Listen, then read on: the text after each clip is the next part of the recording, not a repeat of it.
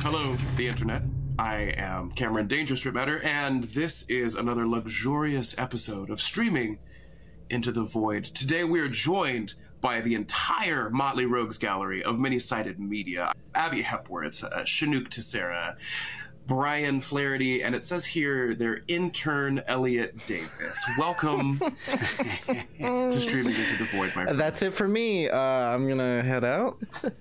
Yeah, technically, you've given him a promotion from what his title actually Yeah. I was errand boy before this interview. Yes. It was Cool boy. It was actually Aaron Ladd.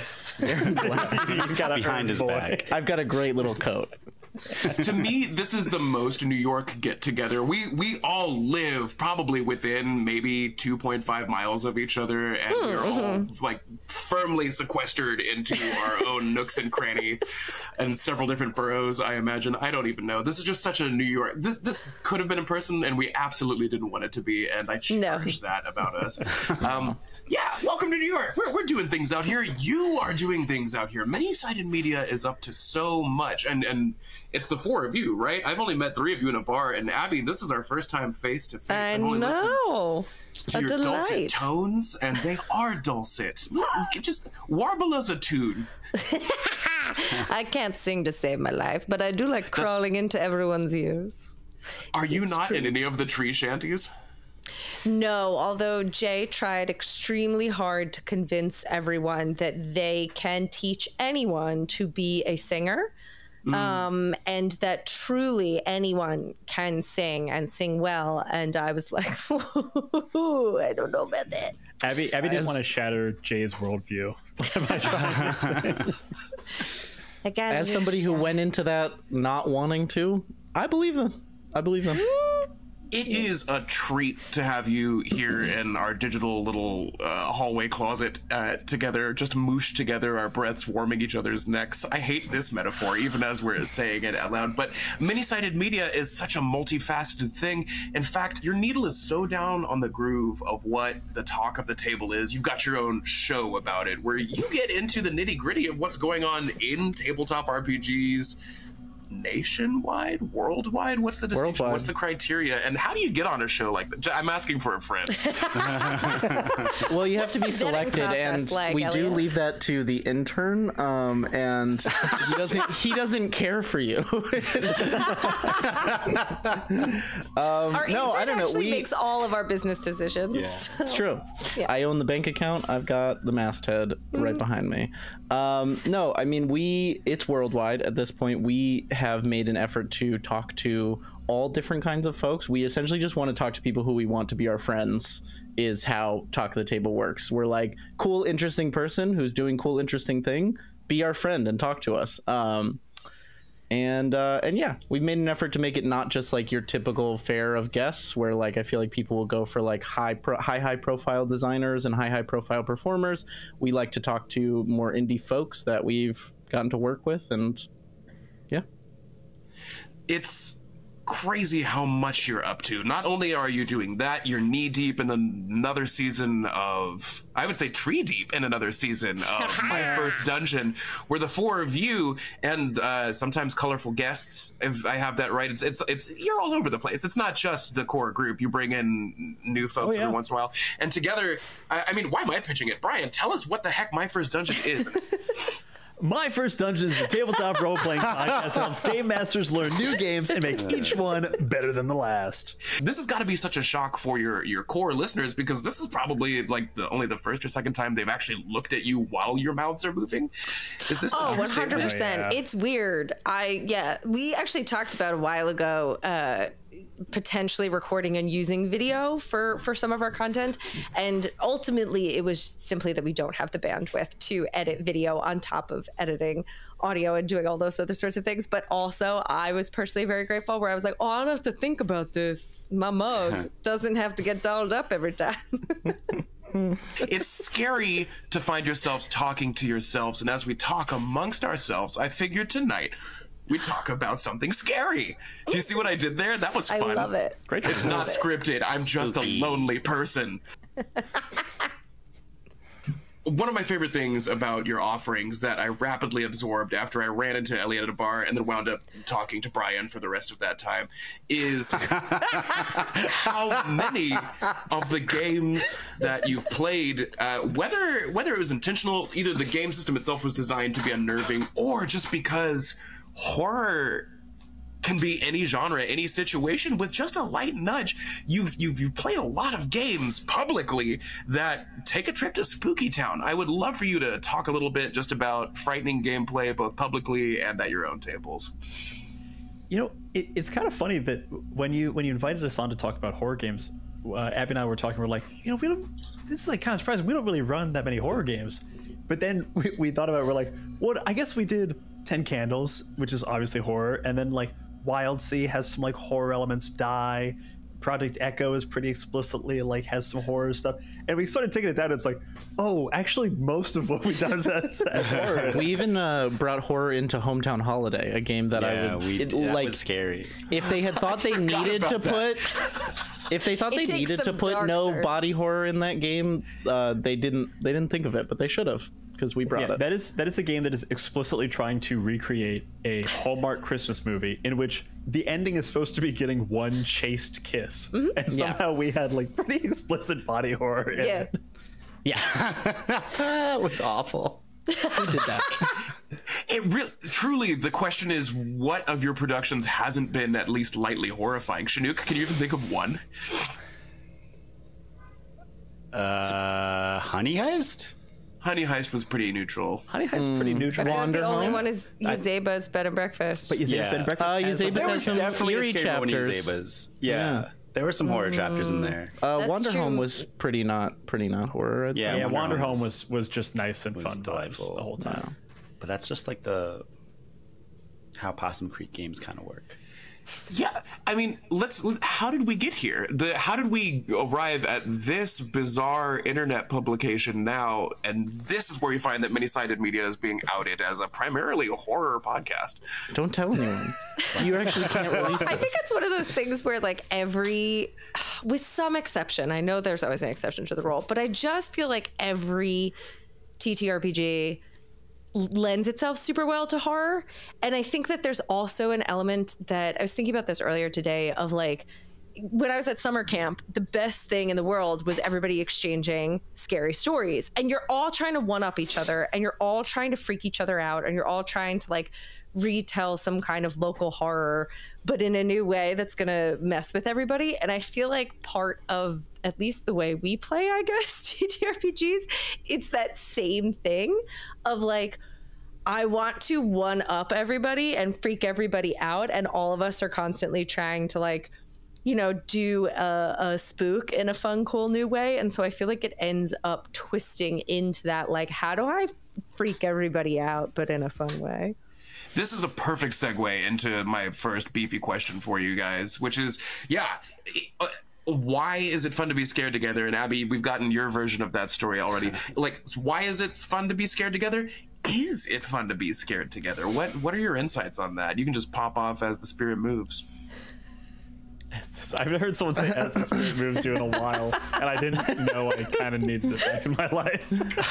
I think it's fun to scare your friends. I think, like, having just come out of the GM chair for WILDSEA, I think that there is something in TTRPG running where you want to, at times, surprise your players. Like, that's like surprise and delight. Like, your players are your first audience, your like collaborators are your first audience, and one of the most core ways to surprise is with a scare, is with a creepy. Like, one of my favorite things about the WILDSEA season is Jay and Abby are the best players at the table to have for shocking horror moments, because they both go and it's great. We were it's like gasping in unison, delicious all candy the time. Yeah. It is great, because as I'm editing those episodes, I know, like, I can see in the waveform like what people's audio is doing, and I see Elliot come to an end of a thing, and my eyes immediately at this point glance down to Jay and Abby's tracks, which I have right next to each other, and there's a little pop of sound in each of them, and everyone else is silent. It's like everyone else is not good audible reactors. Jay and Abby, it's always and they're always timed just a little bit off, so I don't have to move them. It's always oh my god. There's always a great back and forth between the two. I think it's also like fear and like humor and like laughter are like two connected emotions, and that like when you're scared, what cuts it is laughter. Like, and I think Brian had this great analogy in the A Talk of a Table episode. I forget which one it was now, but he said like if like you have such a tense moment in like a horror film and like you don't cut it with anything, the audience will just naturally laugh to like break that tension. And like that is like fundamentally why horror and like lends itself so well to comedy. And that like when you're doing horror, like there's so much suspense and like anticipation that like putting a joke in there makes it hit so much harder because it's like less expected. There is a reason why.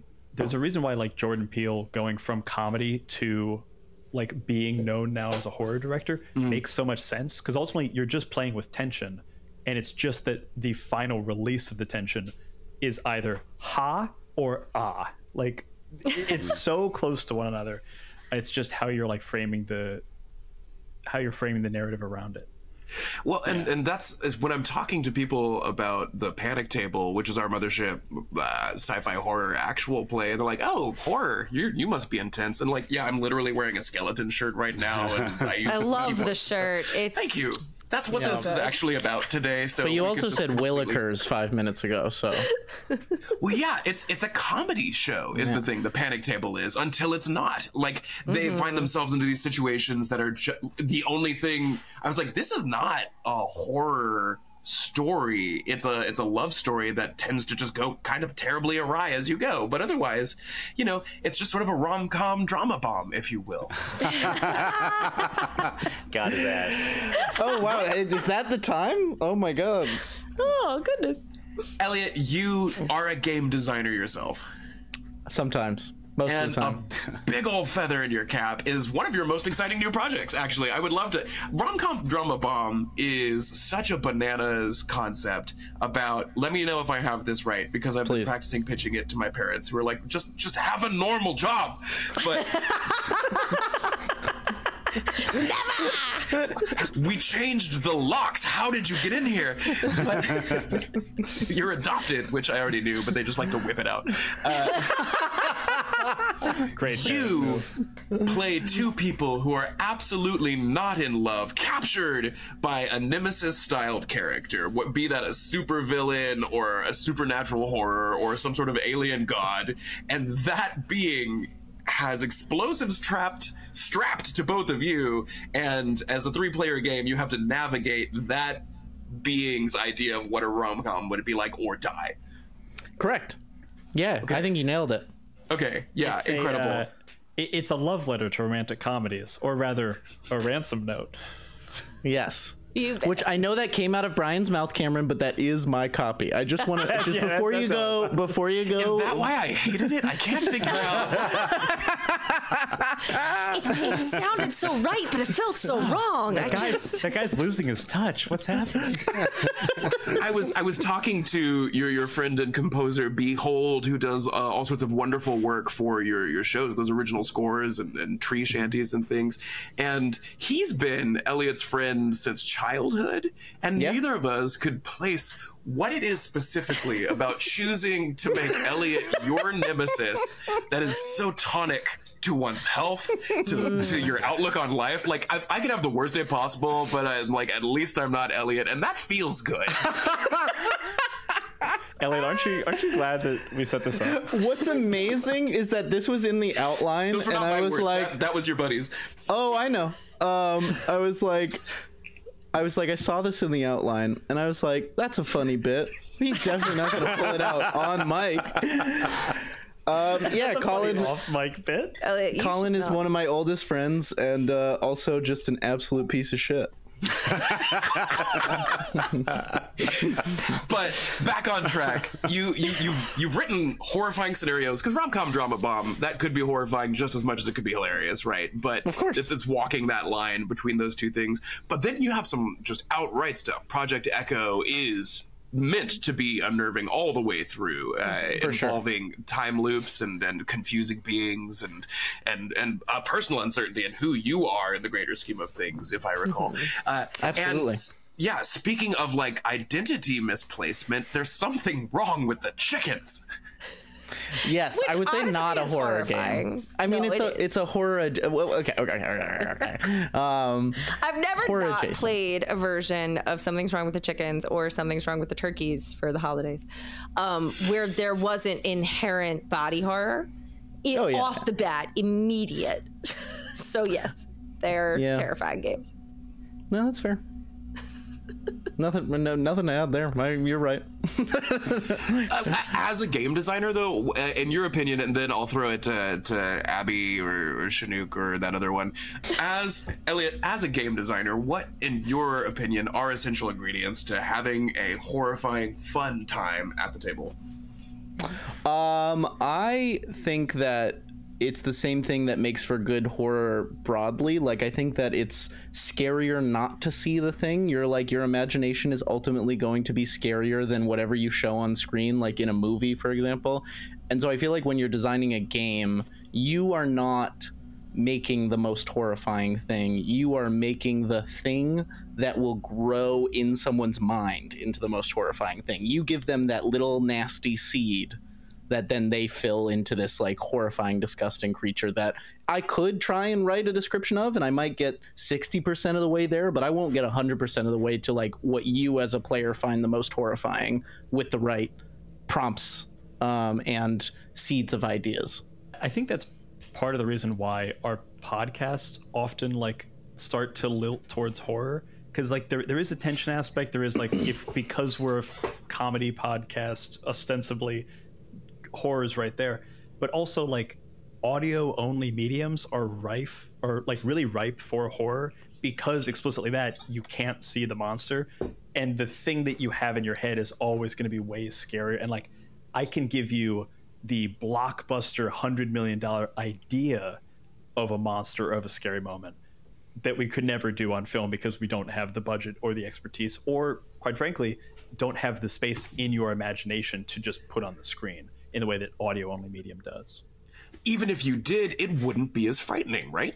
Like, Yeah. I think that's the thing. The two things. One, I actually got the four of you here to pitch the Panic Tables journalism segment on many-sided media. And Brian, can it be called Lilting Towards Horror? Because that... Yeah, you can have a lilting towards horror. 10 out of 10. Unbelievable. But you touched on something. I can't remember if it was talking with Silviana, our producer. We had Diana Faye, or Diana of the Rose, as she's known, on her different streaming tags and stuff last night, and we were talking about, can D&D be scary? And inconclusive. Like, you can be a good storyteller. Is D&D mechanically scary? Almost never. Like, you really have to do some jumping jacks, was the verdict. Kind of loosely wandered around before we realized the video wasn't recording. And but horror. What's so powerful about horror games, and this is just magnifying what Elliot said, is like, when you're at a table and you just kind of hint at something, you're getting however many players at that table's unique imaginings of what might be around that door or in that sea of trees or, you know, strapped to their chests. And you can't, that's very different when it's in a game versus when it's in a movie, because then each of those may or may not be used in the thing. And Chinook, we had talked briefly about this just in the Discord, and I mean by like 15 minutes before we started this recording. But you pointed out something amazing that I wanted to throw the ball to you, because you mentioned that like setting stakes is something that's uniquely cool about horror in games. Can you unpack that for us? Yeah, I think in terms of like games in general, but like especially horror games, stakes are so fucking important. And also it's so, I think in APs and it's such a interesting place, is it's not the GM setting the stakes. Like, you can try to, but it's the players that will end up telling you what the stakes are more over than not. And that's what's so interesting, because like someone can make something so like a stupid, silly, dumb choice, and like take that choice and make it like have the most insane, highest stakes. And now, like, this person says they're afraid of pencils, and now you have to play a campaign where, like, that's the fear for this one character. The sharpening. Right. But it's a unique, like, I think in terms of storytelling, such a unique place for the story, the one that's crafting the story. Like, the GM doesn't have the power to create those stakes in a horror setting, which I think is so fascinating and fun, and also, like, lends itself to, like, a comedic lens more often than not. while also like maintaining like this is still scary and fucked up. What do we think about that? I think there's a fun GM trick in there that is very helpful for anyone who stresses over planning or who wants to be somewhat of a lazy GM. Your players are going to do the work. You just give them a little hint. You don't even have to think through what the thing is going to be. And their imaginations, they're going to, with table talk and doing other things, all of a sudden be like, do you think it's like this or do whatever? They do what I call finagling of like, you know, you're trying to mystery solve and find the thing. And all of a sudden the GM's like, yes, that seems right. There's also a great GM like cheat code in there of like start doing a scene. You get, you know, you're walking down the corridor, you hear something. Hey, Chinook, what is your character most afraid is around the corner? Yeah. And then I don't have to do anything. I have got to do nothing. Yeah. It's all of a sudden I put it entirely on the player, entirely on the character, and they're going to all of a sudden make the thing that is scariest to them. They're going to imagine the worst version of that thing, and they've put it exactly where I want it to be, and I've done nothing to earn this. That's like special guest on Oprah level good. That's how did he do that? Amazing. That's so good. I'm going to steal that immediately. I love that. Just ask. Just ask them. Just Be like, ask. what are you afraid of? What do you think is going to be there? What do you think? What is so bad about what could be around the corner? And then it's like, I love a question to a player that tells you exactly how your player feels. It's just like, why are your palms sweating all of a sudden? Like you just this is a fact about your character. I just want to know why. There is also something that I found that is extremely true, that when you ask a player or anyone in any kind of creative endeavor, like pick a thing, like what is your character's greatest fear? There's a solid chance that they're going to do something goofy. Like they're going to say, I'm really scared of pencils. But if you take 2 additional questions and like dig in on, like make them commit to that, by the end of it, they will be genuinely scared of pencils. And also because they created it, because it wasn't just you saying you've got a fear of pencils or the scary monster is a pencil, all of a sudden you've given them the opportunity to justify this fear in a way that they can embody and like they feel ownership of, and becomes way more real than something if you just put this scary monster in front of them and said, let me describe how it's scary. Yeah. I think that's killer. One of the reasons I'm obsessed by and chose to go with Mothership RPG for our show is because they codified those instincts that I think you have and use naturally, but that not only are you giving them something to be concerned about, you're giving them the scaffolding as players to then make decisions off of so that it can get to where they want it to be, which is worse. It's so fun, but like, right, it's fun being scared together. Like everyone was like, okay, I'm playing a scary game because I want to feel scared. You don't go into 10 Candles or Dread being like, this should be fine. We should just be lilting towards horror in this. And, Exactly. Yeah. And so the panic engine that they have built into Mothership then makes like the things that happen around why you're scared meaningful. So even if you go into it off the cuff, like it's designed to be, where you're like, I don't know, pencils, then it's like, great. Like you have a recurring nightmare about this. What is it bothers you most? And then lets you sit with that until that instant comes up again 2-3 sessions later. And you're, it's so satisfying to see those pieces move. I think the one thing that I'm really getting from all the conversations that we're having around Voidstream and the rest of it is that, and yeah, this came up even in the D&D talk, describing the monster is fine. You can be like, oh no, it's a golem made of baby orphans, and everyone's like, it's not pencils, but and, Eraserhead is right there, and I don't know why I'm jumping for it, but like that doesn't beat that. Like the room smells like saffron. Yeah. You know, or just like you just pick a sense. Go. I love the sweaty palms, knees weak, spaghetti. Yeah. Senses are huge for horror. I feel like going for everything but sight is like a horror cheat code, you know, like a brush against the arm, a smell, a sound. Especially with our podcast, like I found, especially GMing WILDSEA, like thinking about Brian's sound design in like, what can I say that will lead to a really compelling, interesting sound that adds to the experience of like a listener for this, which I think is a unique thing for like our podcast that we get to do, is like we get to consider that layer of Brian's sound design and like what that can bring to horror and a bunch of different genres, like epic fights and everything. But particularly with horror, like I think Brian said, like there's a reason so many of the biggest audio dramas are horror, like because when you dig in on sound design, you can just create, like all of a sudden you can put somebody in the biggest space imaginable all alone. Like there's just things you can do that you can't in any other kind of medium. I think what, like Elliot said, like leaving sight for last, because like ultimately in general, like you're going to describe the thing that you see at the end, and that can be like the end of the symphony, but like you want to build it up before then. Like you need that running start to get to the final beat of this is the thing that you experience. And when you feel it in all those adjacent ways, like you just feel it so much stronger. Yeah, riffing off of that, I see so many players, myself included, where the first time you crack like a game that has horror on the label, for instance, you know, you're like, okay, gotta make it scary, and you feel this huge burden to try and bring that into being the second the game starts, to make sure the mood's right on all of the stuff. But throwing the ball to all four of you, and Chinook, you're kind of the king of this on the different shows.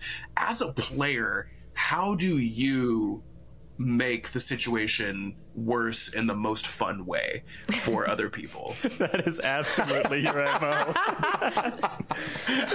Because you're incredible, and this is worse, but a compliment. It's not like I'm talking to Elliot here. This is. I mean this in the best way possible. Oh man, that's a good question. How do you make the? Because you consistently do this. It's just great. Yeah. Thank you. That is a very high compliment. I think it starts, I mean, like, it's good. Like, okay, I think it starts with, like, in horror scenarios, establishing, like, the norm of your character first, of, like, what is the, like, zone of comfort for this character? Like, where do they live? So, like, people listening, like, know, like, this is their, like, this is their baseline, right? And then when you're in like scenarios that are like heightened or just weird or different, you just play to like if you have done a good job of establishing what the norms of the character are, when they're in scenarios where like it's high stress, you will make choices that are high stress but real to your character. And so it just makes it easy to be like, oh yeah, of course my character's gonna like start crying and try to like hide their gun behind a couch because they're sad and scared, which like to me is like the normal thing to do, but like in reality, like why the fuck are you doing that? This is not helping at all. What's behind your couch? I don't know. There's no guns behind my couch. There's just a plant. It's normal. I swear.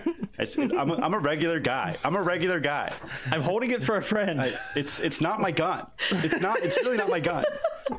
Blue team move in. We got him.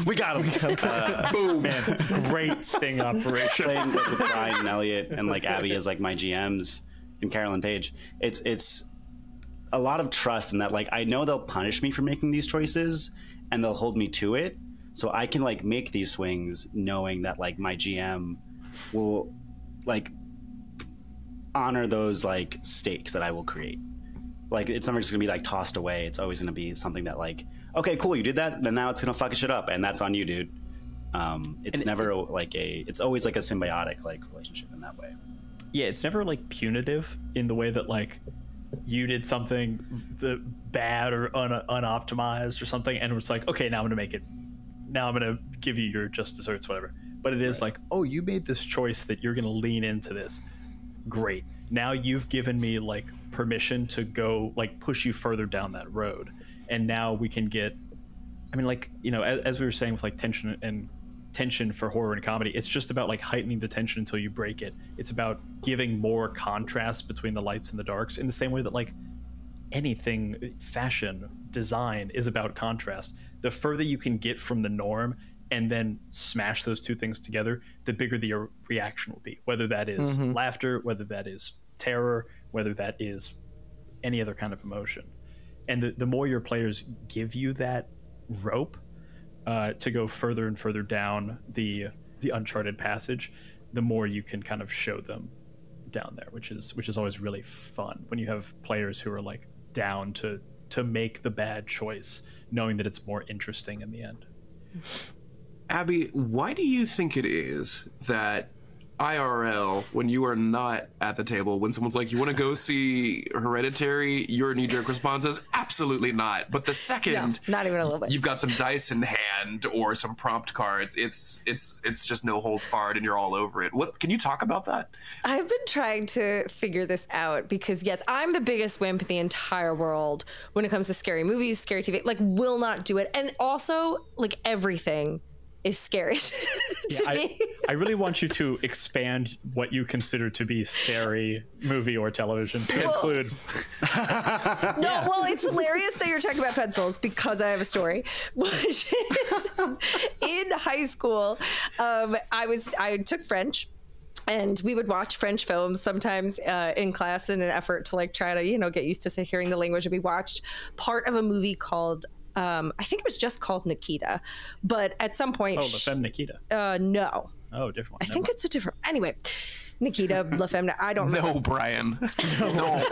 Brian, you absolute fool. Sorry. But she's like a sleeper agent or whatever. She's a troubled young woman who then gets arrested and then they turn her into like a crazy agent. But when they've first arrested her and they're talking to her and they're trying to get her to like tell them her name, all these sorts of things, whatever. The cop puts a pencil on the table with a piece of paper and she picks up the pencil and she promptly stabs him straight in the hand. And I was not expecting this, and it freaked me out so much. I started to have a panic attack in French class. And what do you think was the class that I had exactly after that? Pencils? Art. Pencils. Pencil class. Pencil 101. I had to go to Pencils 101. I was actually in Pencils 201, but thank you. But not after that experience. She got pushed back to 101. And so, yeah, I get spooked by everything. Brian has a great story about watching. I feel bad about this. So we were watching the second in Edgar Wright's Cornetto trilogy, Hot Fuzz. And Hot Fuzz, not a scary movie. Not a scary movie. No but one would define it as horror. But it has some moments of like tension and like strong reveals. There's some jump scares. And midway through, Abby's having a tough time, but is enjoying herself. It's a very funny, fun movie. And she turns to me and she's like, maybe like 2/3 of the way through it. She's like, I gotta know, are there any more scary parts coming up? Can you just tell me what they are, and then I'll be able to enjoy the movie more? I like kind of tracked the movie ahead in my... I hadn't seen it in a while, but I tracked it through my head, and I was like, no, there's a couple of like things, but I'll kind of tap you before they happen. And I swear to God, not 30 seconds later, she breathed a sigh of relief, and then it's the scene when Simon Pegg walks into his room, and like the weird guy is in there, and it's like the biggest jump scare of the movie. And I swear to God, Abby jumps 2 feet off the couch, screamed, and ran out of the room. Like, I can't. It was because I'd accidentally lulled her into an absolute sense of ease and comfort next to someone she trusted and loved, who accidentally set her up for an absolute failure. So this is the baseline we're talking about, is that I'm the biggest wimp on earth when it comes to this stuff. And yet, I freaking love a horror TTRPG. And again, it's the thing where I was saying before of like, at summer camp, I absolutely loved doing like horror stories around a campfire. Like there's something different, I guess, about like people sitting around sharing this in person or, over Zoom or whatever, but people talking to one another and the human connection of it that I think, I don't know if it diffuses it or if it just is more interesting to me to like watch people I know express these things and talk about what scares them or whatnot. I cannot pinpoint what makes the difference, but there is something really distinct about like TTRPGs and story building together that just is different. Just hits different. It just hits You think different. it's agency? Yeah. There is a thing, Abby, that I think you are, more so than horror, are particularly adept at tragedy. Thank you.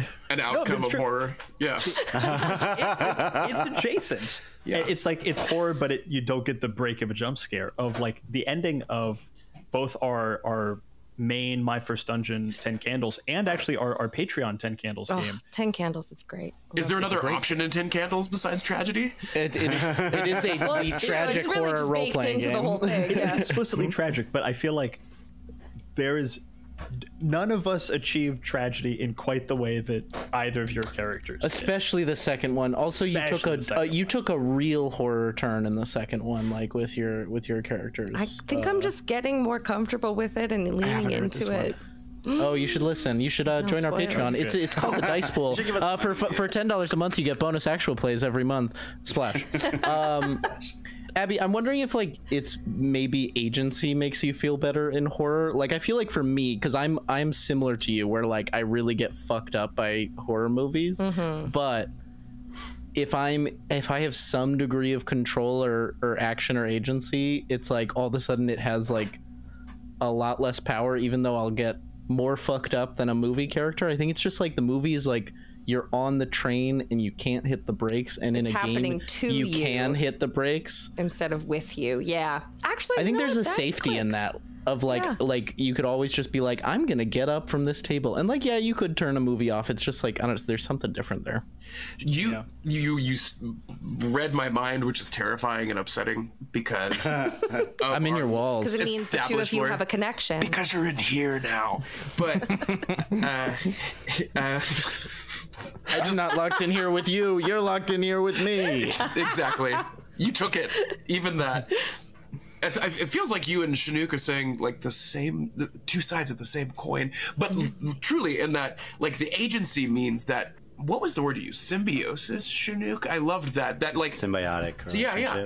That like you are a participant in the event, and so and then in Abby's words, you have the opportunity to do something about the awful, and the path Chinook usually takes is to make that awful worse, and that is which builds the thing that we all want to see and be a part of, but haven't been able to experience yet. And you're not strapped to a chair hoping that it shakes out the way that the author intends, because you're part of that authorship in that. I'm reminded of, there's this amazing story, and I'm going to butcher it. It's Joe Hill's work, and I think it's either called like Best Short Horror or like Best in Horror. And the whole it's about a guy who does literary criticism of horror stories, and he's tired of his job, and he's tired of the weirdos that like submit to his lit magazine. And it like starts at like some like sad sack horror con where everybody's got just gingivitis and extraneous hair, and the hotels are gross. And so his life, he comes back to just a really disgusting package on his doorstep that turns out to contain a manuscript. And the manuscript is the single most refreshing, most horrifying, most avant-garde, terrifying thing he's ever read. And so he waxes poetic about this, tries to track down the author, because he's like, for the first time in like a decade, I'm excited to publish something again. And so it gets weirder and Lynchian as he tries to find the author. And then the book digress. One of my favorite tools that I don't see, and every time I'm like, oh, I'm definitely going to do that in my next game, and never do, is people telling scary stories during a scary story. So someone will stop the action to tell a story that's just ominous. There's no, you know, like you stop the sheriff chasing the bad guy up the mountain to turn to his posse and tell the story about one time this guy he met in a cave, and then it's just deeply unsettling. And then you go right back to it, and it has this foul omen that carries over. So he describes a little bit of this story, which is horrific. It involves like sewing buttons in places of eyes. It's awful. But at the end of the book, 1000% a spoiler alert, he finds the guy's house, and he arrives, and it is full-on Texas Chainsaw. Like the cell reception drops. It's on a mountain in the middle of Pennsylvania somewhere. His car breaks down, and he goes inside. It reeks of carrion. There's somebody like strapped to a bed upstairs, and something clicks, and our hero goes, "Finally." And as he hears the chainsaw rev up downstairs, he sprints into the woods, and the narrator's like, and for the first time in his life, he knew who he was and what he was supposed to do. And he like takes off running down the hill, and it's just like, yes, because that's what you show up for a spooky game for, is to be that, and you have the safety of not having to die horribly in the end. Just go, man, that was crazy, wasn't it? And that's meaty. That is wild. I was gonna say, there's definitely, I think, a joy in being able to be a participant in the horror story, even if Like, I feel like a lot of times the natural inclination for someone who's scared of it would be to try to fix it or abate it. And it's like, no, there's actually a lot of fun as well of just leaning into it, of like, yes, Lilting towards it. Lilting towards horror, if you will. And yeah, like building on it and being like, this is all horrifying, gonna have nightmares later, but at least I helped make it. What pop culture touch points for you? As we're cooking up this Voidstream thing, we really aim solidly at the like 80s to 90s lo-fi analog horror. To you, what lives just rent free in your brain anytime you're like, oh, spooky scenario, here's my go-to? I'm a huge stan and will recommend to everyone the podcast Malevolent from Harlan Guthrie. Yeah, I think that is like just the best, some of the best, if not the best, horror storytelling that I've had the chance to consume. In terms of eldritch horror specifically, I think that he gets it so right. I feel like I never have any good like horror touchstones. I just have like suspense touchstones. Hit us. Which I feel like ends up being the same thing. But the one that jumped to my mind is the sci-fi movie Primer. Which is a great movie. It turns out the director's a huge asshole. But the movie is very good. And it accomplishes something of just being like very, very tense the whole way through in a way that is scary. Because also like everything kind of happens just off screen in a way that is terrifying and frustrating, but that makes you lean in that little bit closer and try to figure out what's happening.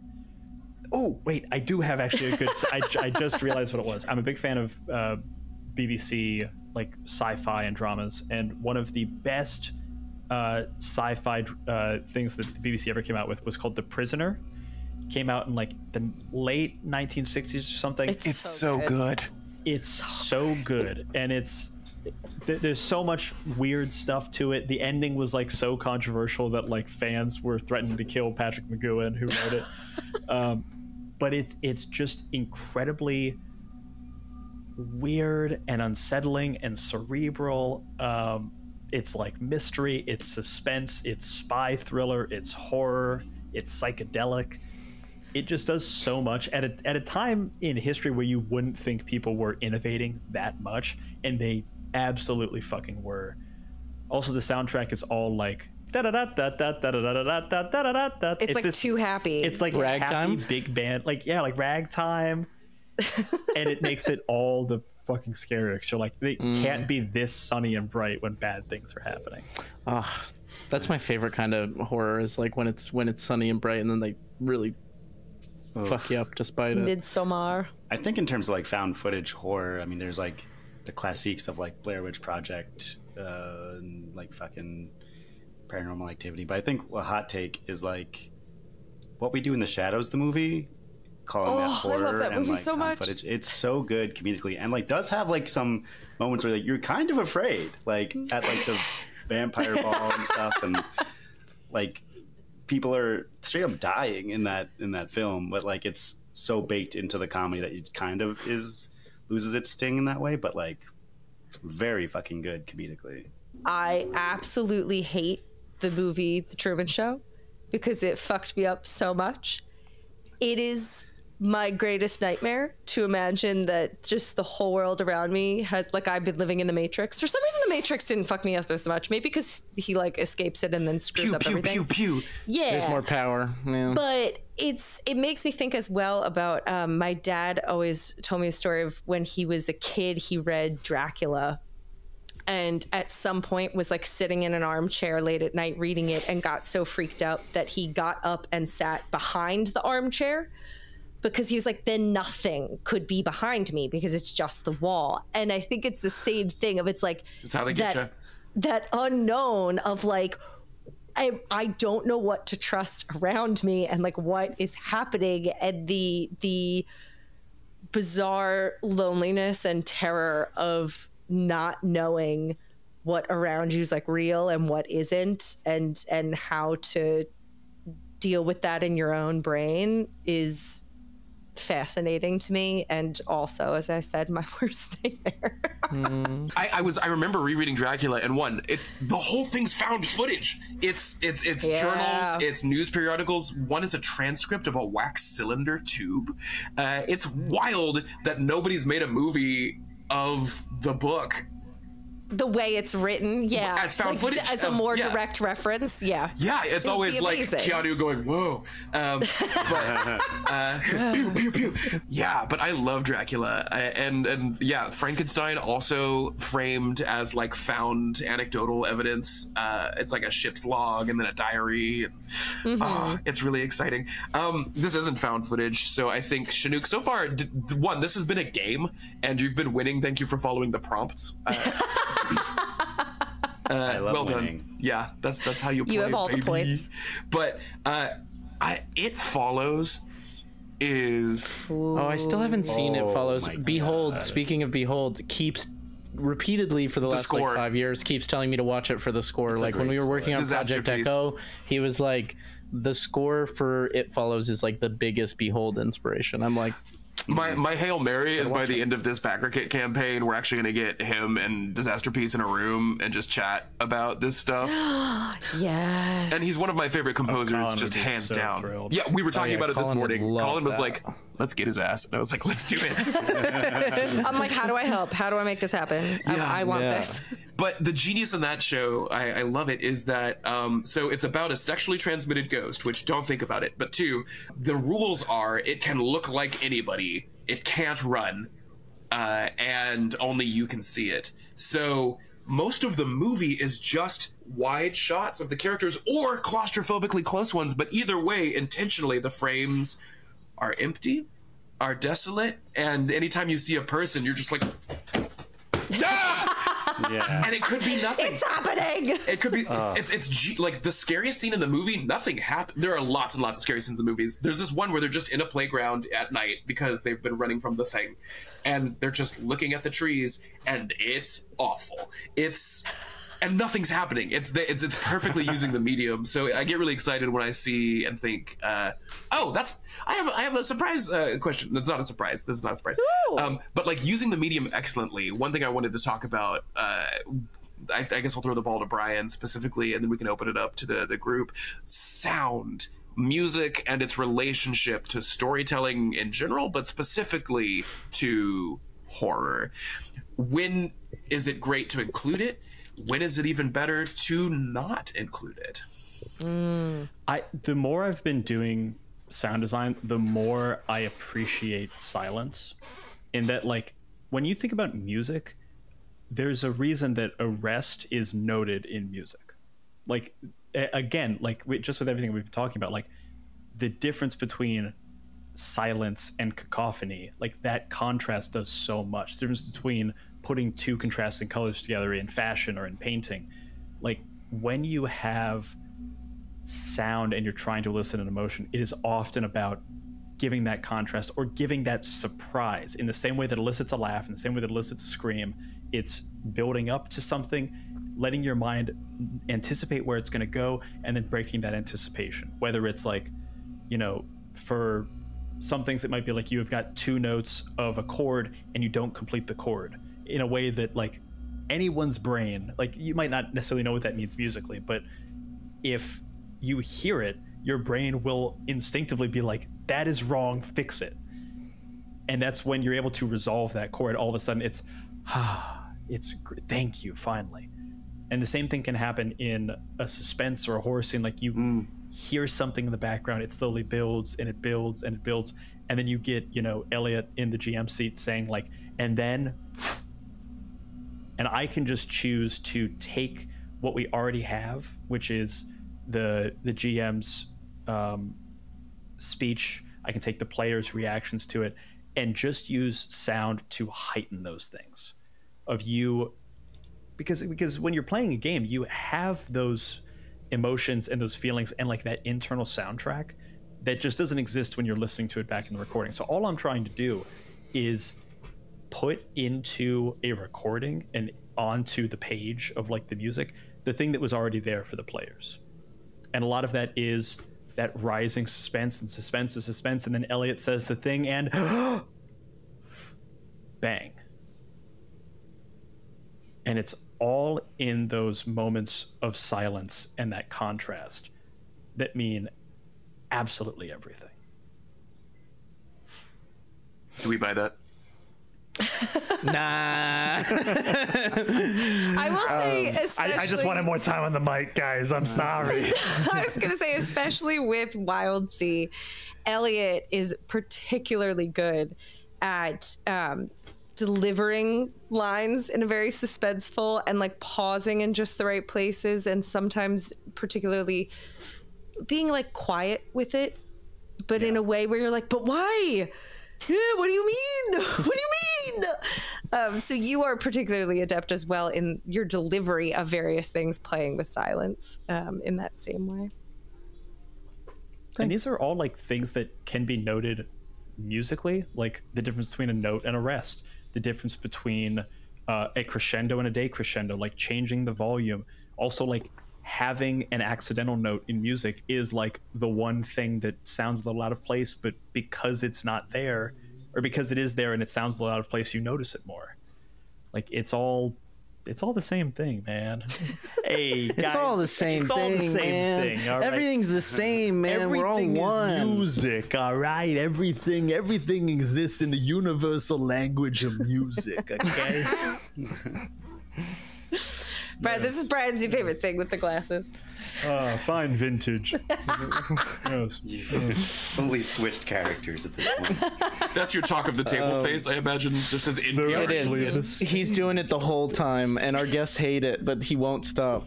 He doesn't even But need it's glasses. really good stuff. They find it just threatening enough that they give us good answers. It's also what you're talking about, Brian, is not to spoil. It's kind of the theme of the season of WILDSEA for those who are following along. No Difference spoilers. between No howl and spoilers. void, cacophony and silence.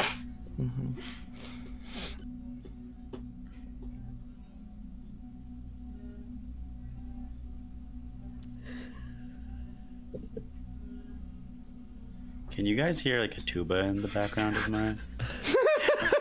I was really trying to like get situated into that silence, like a soapy, ominous bath. But then in the background, there's like, There's some asshole that plays the tuba like every evening in my fucking apartment. Oh, they at that's least so good at good. No, they're so bad. And like If that tuba hadn't happened, we might have done Who that the fuck for- is doing that? They're learning. well, it's impressive because a tuba's a hard thing to hide, right? Like it's not. Oh, quick, hurry! I gotta just. It's also not an instrument that I imagine a lot of people in adulthood are like, I want to learn an instrument. You know what I'm going to start with? You kind of need a band for a tuba. Yeah, That's what you think. Not this guy. Not this guy. him by himself. Just lots of tuba and lots of loud sex. That's all we hear coming from this apartment. At the same time, sometimes? That's New York, baby. Chinook, any thoughts to add to the sounds of silence? I was gonna say hello, darknest my old friend. Very good. I mean, I think what Brian also masterfully does in like designing like our show is not only like using silence, but also like using like table talk as like a element of sound design. Of like there'll be like such a big tension building moment, and then he'll cut it with like Jay saying something. Oh, actually, I forgot this thing, and I'll like give you humor in like a place that wasn't really a joke, but like in the way he designs it, like hits hard because like of all the elements of sound he just used to build up tension. And I think it's a really fun thing to just see in post, and like having like being part of the production, be like, oh shit, like Brian made this even better with the editing. Oh, But like, Brian, using table talk as a sound is you also- did it. That's a great point. Hey, listen, a voice is just another instrument, am I right? In my symphony, okay? A voice is basically another tuba. It's just another tuba. I think though, like to lean into the medium as well, and this is Shenuk, you made me think of this because I think this is something you did a lot in 10 Candles, especially is you change your voice volume really effectively and your mic positioning, and that's like very useful of the medium for like for guiding the listener's emotion. I think Brian put it this way once, where like you get quiet and we all have to lean in. Even though we don't, but we do. And like I remember your voicemail in 10 Candles, you were like down here, just like talking very slowly, and it's great. And to shout out another way that like the medium can be used for horror is like how you play the instrument of the microphone. How you play the instrument of the tuba, if you will. Yeah. This turned out to be so, I think, practically productive for running spooky games. I didn't know what to not that I didn't think you would like have great things to say on this subject, but you know, I mean, horror is such a broad thing that you can kind of dance around stuff for a long time. And I think we walked away from a lot of this discussion with really key insights. We're making a thing. We've made Voidstream. I showed you the video. Real talk. I don't know. What do you think? Is it cool? Would use? I think the more I play games, the more I play tabletop stuff, the more I like leaning into like random tables or like bits of things that are ephemera that can be used to like inspire things.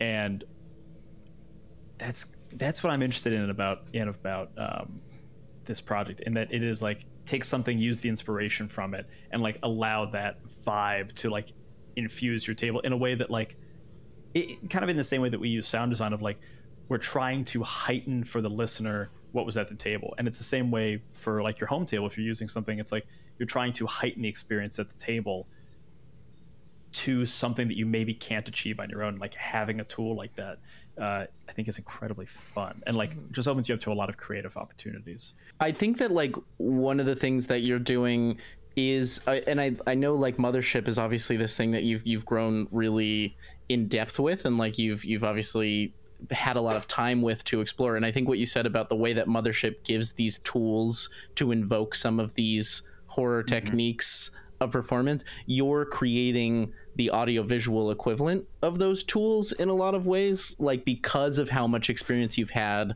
playing with the text version of them. It's like, how can we make this like a diegetic sort of audiovisual thing? And so I think it's like a really, really great resource for people, because then you're giving them that, you're not spoon feeding them the imagined horror, but you're giving them, again, like that seed I was talking about earlier, but you're just giving like you're giving like a really fucking good, like a meaty seed to put in their brain. Like nice, I think that's what you're doing by adding audio visual, is you're making like these really, really juicy horror seeds. It is also in the same way that we were talking, like using all five senses. It's like, hey, let me use this tool to help invoke some of those that can do it in a way that's more effective than I can just do with my, human voice. Elliot, what you were just saying reminded me so strongly. Y'all remember Signs, the Shyamalan one? Yeah. The best part of that, it has a lot of really memorable moments, but to me, it's when they're all in the closet with the tinfoil hats on watching the news recording, and at one point Joaquin Phoenix is like, "Vamonos, children," because it's going on in Peru, but they're in a cornfield or something, and it's just shaky found footage, and it goes on for like 10 minutes where nothing happens. You're just like, what is this, some sort of quinceañera? What's happening? And then for half a second, you just see like an arm stick out from behind like a fence or something. And that's it. Like you don't get to see the monster. You don't get to, it's just like the slightest confirmation of belief. And you go, oh! And that stays with you in a way that, again, if we were in the business of trying to make like big monstery spacey ghosts, I don't think it would be satisfying. It's the implication that something's gone terribly awry, and then leaving it at that, because then you start doing the work from there as players, right? No, I think that's what excites me most about this project, is like you get to not just like play like with like what you commonly get to play with in these types of shows, but you also get to play with the piece of not knowing, and like the audience giving you that grace of like, it's okay if I don't know. You get to like take out portions of story and be like, you're not going to know what this is until like I tell you it's okay. And I think that's such a incredible like tool to have for storytelling, and I'm so excited to see what you do with it. But just in this medium, I'm like, this is such a cool piece of storytelling application to just play with for this medium. So I'm very excited to see. thanks so much for joining us. If you happen to be visiting New York City and enjoy either being horrified at how little you're laughing or afraid of how much you're enjoying yourself, check out the stand-up comedy scene, because you're probably going to see Chinook doing his thing up there on the stage, risking it all for guts and glory and mostly just belly laughs. Is that the best way to... Yeah, that works. That's what I do. That's what I do to you. Check out the thrilling new Kickstarter campaign that's from Many-Sided Media, a Regency-era improv comedy extravaganza, beautifully dubbed Bitcherton, a podcast and love letter to Austinian nonsense aplenty that's chock full of Dropout.tv comedians and alums, special guests, and also Brian. Yeah. Yay. Yeah. That's really how we're doing it. Do please investigate back them and then us and enjoy the beautifully crafted video that accompanies their podcast campaign announcement. Who made that? Who did it? Were they bald? Who could have done that? Where are they bald? They sound bald. They sound bald. Their work just sort of evokes a sense of baldness that I can't put my finger on. Yeah, and by the time this reaches the airwaves, I think it'll be still time to catch the latest season of My First Dungeon, where the very people in this conversation are sailing the leafy shoals of the WILDSEA, an arboreal adventure of nautical warfare, practical pranks, and unexpectedly beautiful tree shanties. Anyway, I'm loving it. It's bananas, equal parts spooky and seafaring. I don't know. Check it out. Any last thoughts? Rom-Com Drama Bomb comes out July 15th. Right. Woo!